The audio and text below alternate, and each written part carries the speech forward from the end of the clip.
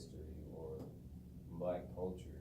Like, most people go to theaters for like culture and like to learn about history. Yeah. I mean, I say, if I would have never like, I don't like theater like that, but I feel like if I was to like go to like a black theater or something, I feel like I'd learn something new, like about like where I come from and stuff like Do you that. feel like you could connect more to it because they're black? Yeah. They make the same connections that you're aware of. Yeah.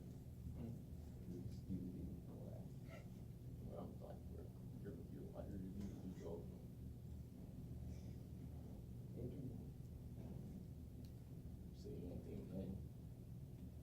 All right, next question. I was done having that conversation. I mean, We have two we mostly people. agree. We have Yeah, two we all people in the agree. room who had absolutely nothing to contribute. Deborah, you mean to tell me you sat in this room for 3 weeks? Yes, I really do not understand this. I don't understand. Next question.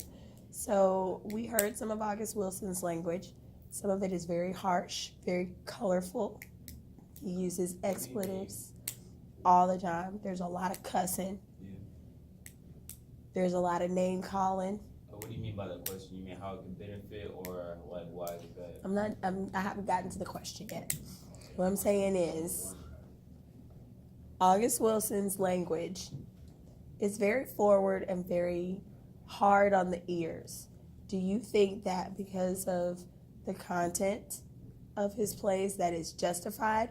Or do you feel like, come on, August, you could probably write that a little bit differently? I think he used it because it helps tell his stories more efficiently. Like, it'll help him get his point across, and it's also how just the black stereotype, how they cuss anyway. So if he's trying to portray a normal life in an African American's life, then that's what he'll use, and it'll help the audience understand the character, the setting, the mood of the play by the words that he uses. I agree with Jada because I quote from August Wilson. From the beginning, I decided not to write about historical events or pathologies of the black community, the details of our struggle to survive and prosper, and what has been a difficult and sometimes bitter relationship with the system of laws and practices that deny us access to tools necessary for productive and industrious life are available to any serious student of history or sociology. Instead, I wanted to present the unique particulars of Black American culture as transformation of impulse and sensibility, codes and codes of conduct and response, into cultural rituals that define and celebrate ourselves as men and women of high purpose. Can you summarize that? No, I cannot. Alright. Well, I'm gonna say, right, you got something to say, bro. You shaking your head, bro. Well, you go. Alright. I did actually, but alright. Shut up, bro. Yeah. Alright. I'm gonna say I agree, but at the same time, like, I'm gonna say like he could have like cut down on like some of the stuff, but like it's all about how you say things that like give off like how you mean it and stuff like that. So if I be like get out, you gonna be like you gonna stay here for a little bit. If I be like get the F out, then you gonna be like you gonna feel some type of way about it. So it's like, but at the same time, it's like something he wrote, and so it's obviously what he was feeling or what he felt like was best for the play. So I'm gonna say it's no harm done. It's just words, I think meaningful words. I think that the reason he had the harsh language is because he wanted the audience to be in the setting, like be there in that year and how black people acted back then, instead of just being outside watching in through a window. Yeah, like you said, like with the era that the plays are in the 1900s, in that decade, there were just it was still racism and discrimination going on. So black people probably had a lot of built anger, and that's the only way they could express themselves using the harsh language, and that's how they felt that they would get the most respect is by being mean or something. People would take them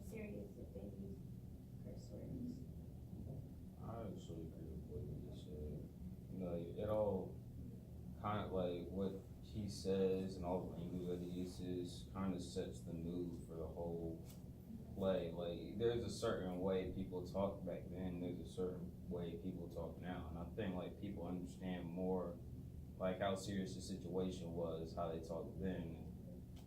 Like, it's a difference how they talk now. Was it age restricted? Yes, and the plays were during the age. I was gonna say, 'cause the little kids was hearing class, so that would be that. But, you guys say, bro?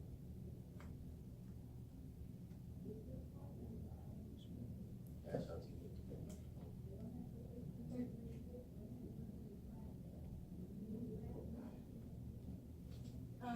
Do y'all think it was like from how the slave masters used to talk to them that they felt like that was the right way to talk? I mean, they've been talking, not they, I mean, black people been talking like that since, like, I wanna say, I don't know how to explain it, but I don't think, like, we picked it up from, like, our slave masters, or, like, I don't think we picked it up. I don't think it's a problem. I don't think it's a problem, because, I mean, Tonto, obviously Tonto, like, we hear about this stuff, like, Tonto brought back then, so, like, them doing all that custody and stuff, I mean, I wouldn't do nothing about it, because, like, they don't went through a lot, so. Or do you think he only wrote the curse words in there to make the play funnier? Because you know how comedians, they use a lot of curse words to be funny. You don't see a lot of comedians just actually being funny without using profanity. I don't know. Well, he looked like a serious person, so I Like y'all feel like said, that man he always was a looks bad. straightforward He dude. just have a straight face all the time. Yeah, he was a straightforward. I ain't never seen that dude laugh on the movie. So did. I felt like he meant it, but like for the media to get his point across, like through certain things. I guess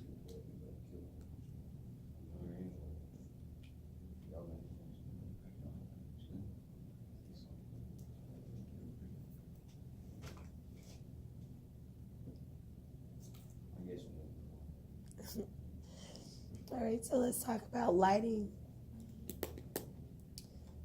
When you are lighting for a production, you have a couple of scenarios to think through. First of all, you have to design based on the show. What's going to get the mood, the feeling, the tone, what's going to be necessary for me to be true and authentic as far as the script is concerned. But then your actors show up, and something that you have planned may or may not work. So do you, as a lighting designer, or do lighting designers have the responsibility of adding that layer of lighting for each actor's skin tone on top of lighting for the show itself?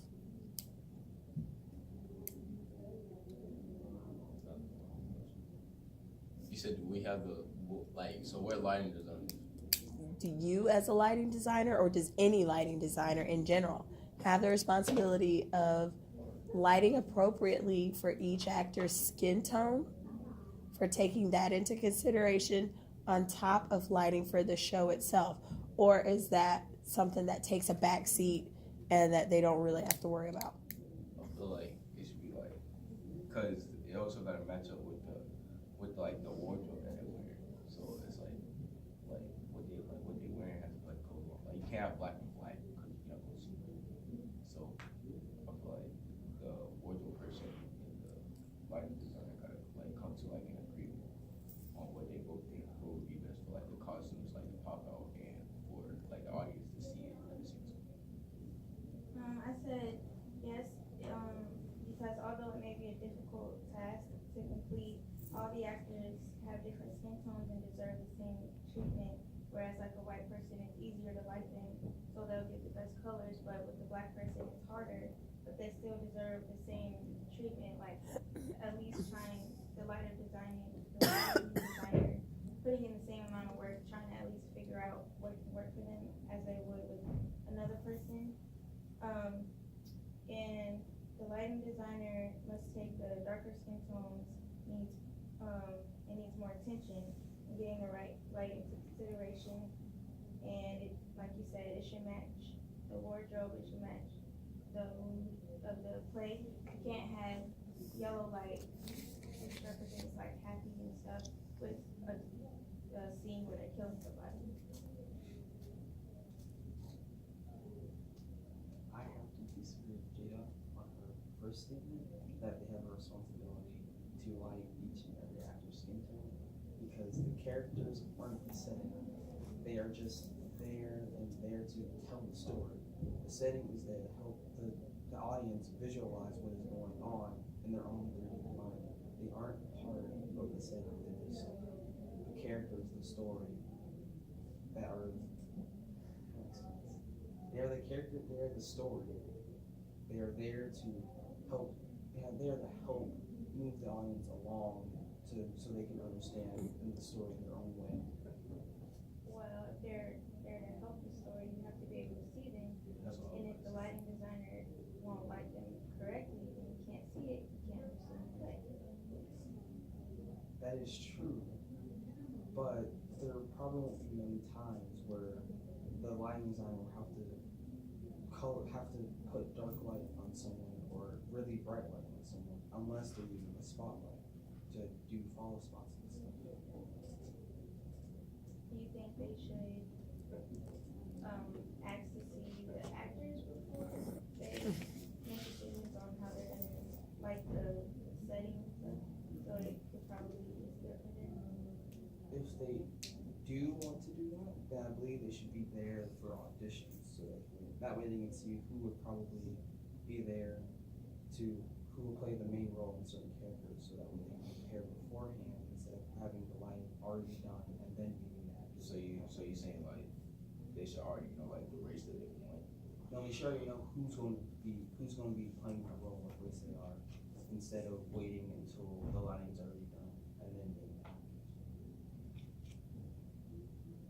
No, like that.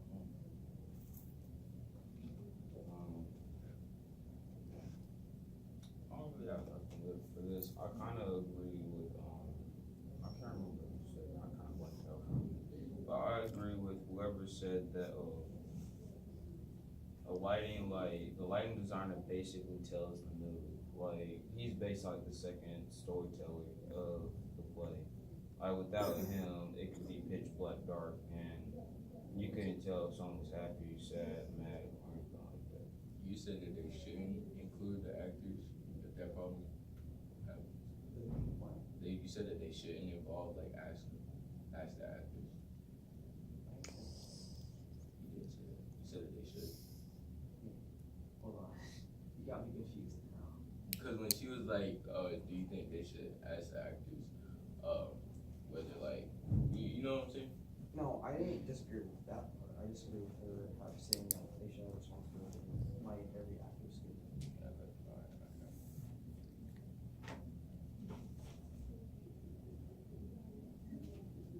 Do you think it's part of their job description if they're lighting a play, then they should, like the characters, that should be just as important. That's me. Mandatory. Why?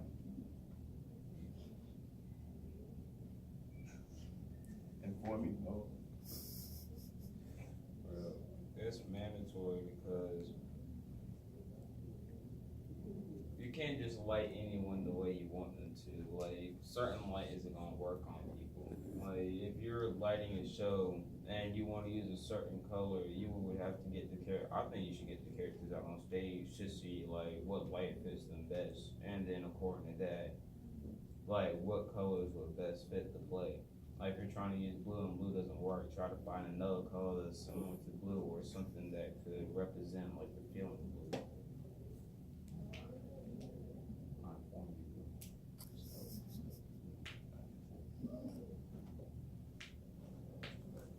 Feel good about that conversation?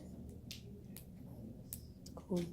So finally, does the theater industry benefit from seeking, training, and hiring specifically Black lighting designers? I said it.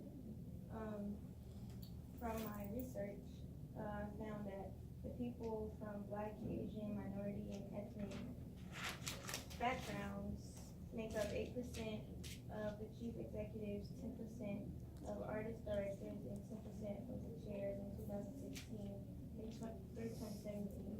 That results to there's a predominantly white people with superior positions. Theaters could benefit from having more black people because, like I said from the first question, there would be more cultural ideas contributed, lots of diversity in the crew, cast, and the audience.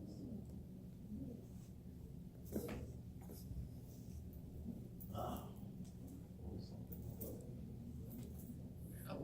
literally just lost my. I was about to say, all that money. I lost you. Can you please repeat what you just said? Yeah, I just got really lost. People from Black, Asian, and minority ethnic groups make up 8% of chief executives, 10% of artist directors, and 10% of chairs in 2016 through 2017. That results to there being more white people with the superior positions, and theaters could benefit from having more black people because they would provide more cultural ideas, lots of diversity in the crew, cast, and the audience. I don't think it should matter though, to be honest, because we all capable of doing the same thing. Some better than others. Of course, there's gonna be some better than others, but I mean, you might have like a black person that ain't had their big break yet, and it could be a good lighting designer. But I wouldn't call them like superior over everyone. Yeah, I think there's like hidden talent out there. Like people have the ideas and people have the skill set, but they don't like apply it. And that's kind of a problem. It's probably why we don't see too many black people, you know, like on the stage doing lighting and everything like that. I got a question. So there's only one lighting designer, right? I didn't They say can that. be a team. So typically, I'll clarify for you. What I mean is the person who is putting together the design for the overall show. Typically, that is a single individual. When it comes to technicians, people who are going to hang and focus and actually put the gels in or the gobos in, program the board and run the show, that's different. I'm talking about the designers who get paid to sit down with the script, read it, and come up with, out of their mind, some amazing way to make this show visually appealing. I feel like it should be like you got black people want to be lighting designers, you got white people, so I feel like you should have like two of them, so they can bring like, once you like, I can work by myself, and then like, I'll think of something to drop, but if I work with somebody else who's like more creative and everything, cause the lighting design is already creative, so think about like, what y'all can come together to bring up the stuff. I feel like it should be like permanent, like a team, like on a team.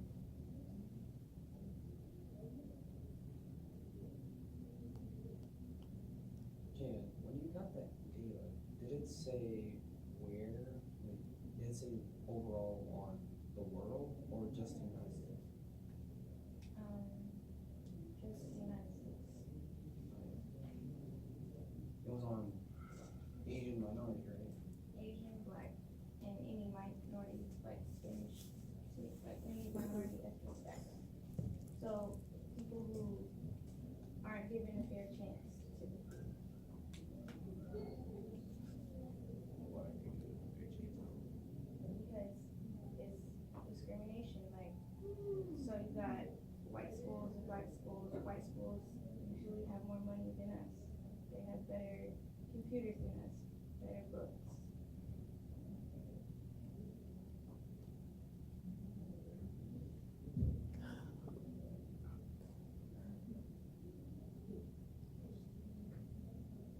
I'm not surprised though. Not a lot of Asian minorities, mostly from Asian parents, so those kids job. They don't really try to like, and that's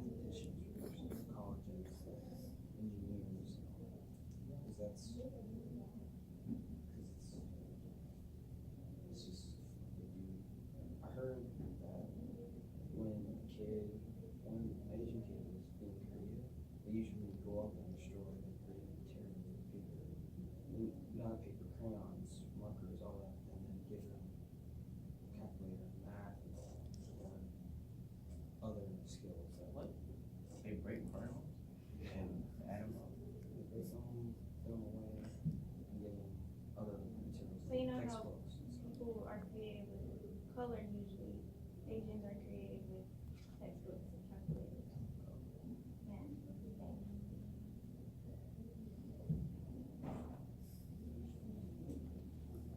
They would rather have guaranteed a paycheck every day instead of wondering what they're going to do next in some other location, another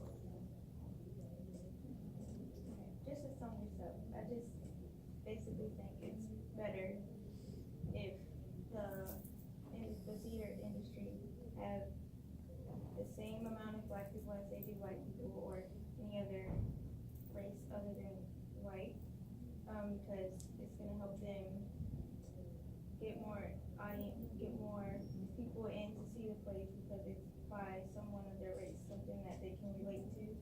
It's kind of the same thing I said in the first question.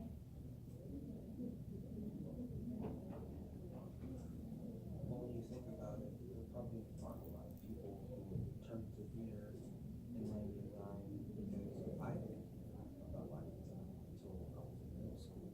And I decided that engineer, and now I'm thinking otherwise would not have the same experience because they don't tell you about this. They say, hey, let's go see this play, and then they don't tell you about the process of making this play. You talking about faculties in general? Yeah. So So school, they don't tell you about this. They don't tell you about science, social studies, engineering, all that. So you're saying like they should like They should talk about it and at least show students, like give them a little, how do you say it, exposure to this type of career and what it does. Because I didn't learn that there was such a thing called lighting board until I was controlling the lights as a lighting technician in my first play in middle school because I wanted to be a part of the play. Because I knew I couldn't act, so I'd rather be the tech crew.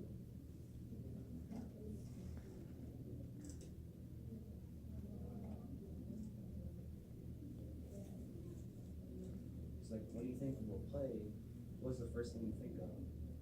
When people are saying, hey, let's go audition for this play. Like, no, I mean, like, what do you think you're going to do? oh act. Yeah, that's the first thing you say. You think you're going to act in this play. You don't think that you could be up there in the booth controlling lights or be down on stage making props and everything.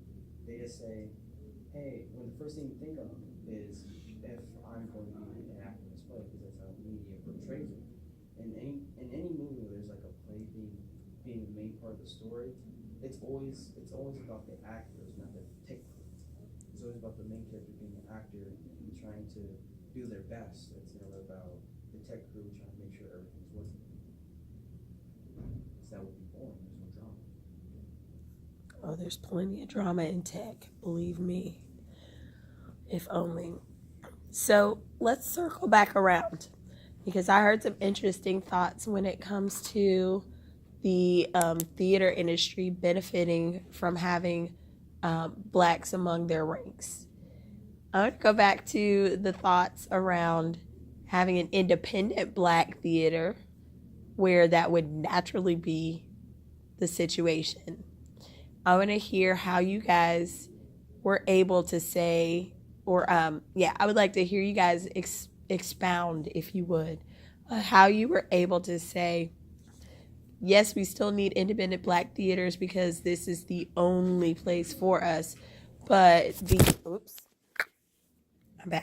but the industry benefits from having blacks among the ranks alongside white designers and white actors and performers and technicians. I'm interested in how we got from question 1 to question 4, how we got flipped around. I'm interested in that. Is it only black people who can be in black theaters? That's what an independent black theater is. I feel like it should be open to like inform others, because there could be like someone with like a stereotype on black people, and then like they go to a black theater, look at a black play, and like see everything like. But that's as an audience member, right? Yeah. Okay, so as an audience member, that's totally permissible. But I mean, owned, operated, staffed. Oh, choreographers, playwrights, performers, on stage, backstage, off stage, is all black. Black people are more known to have, I say more known to have more rhythm than white people. So I feel like choreographers could be like, yeah, I mean, that's what I think. Anybody can change what I think. So, I mean, this is more black people with more rhythm than white people. So I feel like choreography and stuff should be like black people. Because it'll give like that black, like that feeling off. You know what I'm saying?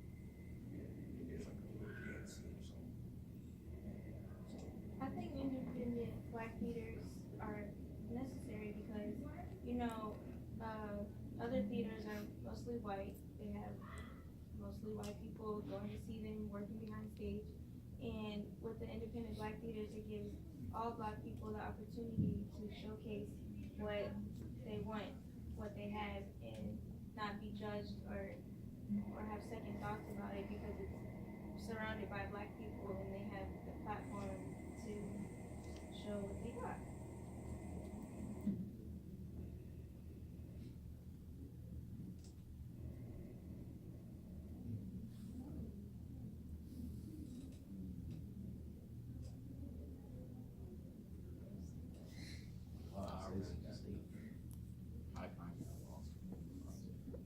That theater we're talking about, what theater was that again? The Black Ensemble Theater. You said they were trying to end racism. Yeah. And it's still an independent black theater, right? If they were trying to end racism, why don't they just become a minority theater so that way other minorities can come in and be hired to do shows and stuff instead of just black people? I guess they're still trying to keep that vibe of we're black owned, but they don't want to like seem like they're shutting out opportunities. Like there's some white people who don't have the same opportunities that you may think. So they probably still want to have their doors open to whoever, but they still want to make it known that a black person founded this and black people are in charge behind closed doors.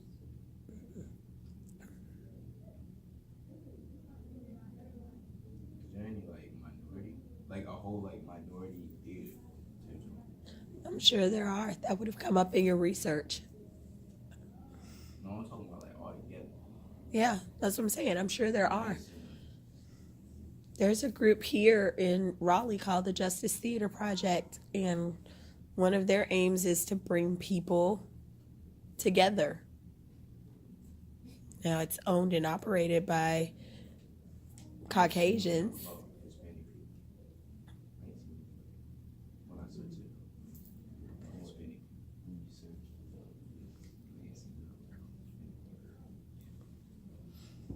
I agree with what he said. I mean, I agree with both of y'all. He brought up a good point about the about them minorities and stuff. So, what about you?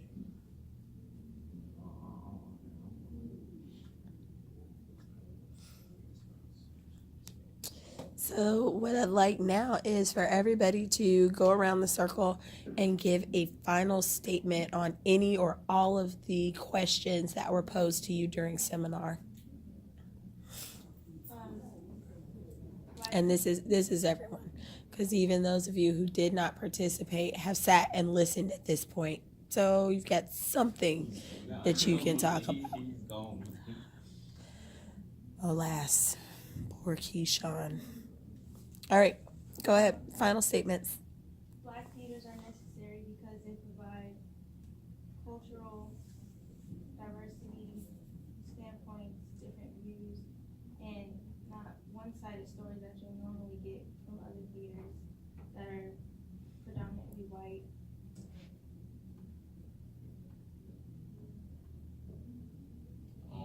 I say August Wilson is a good African American culture informer and should not be judged for his foul language and things like that. Keep going. Keep going. I think I hope there will be more black people in the this branch.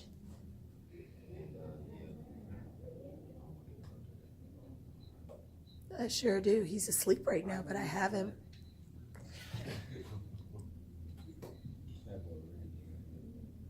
I believe that Wilson's Say again. person has always been justified. Oh no. Mm-mm. And I wish he was still alive. It's just him. No problem. Bye bye. More questions instead of Mallory. You got it. Oh, yeah.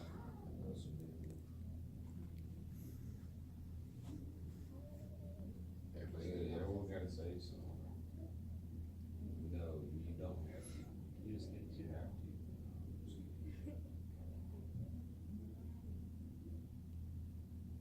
Well. You just say Black Power.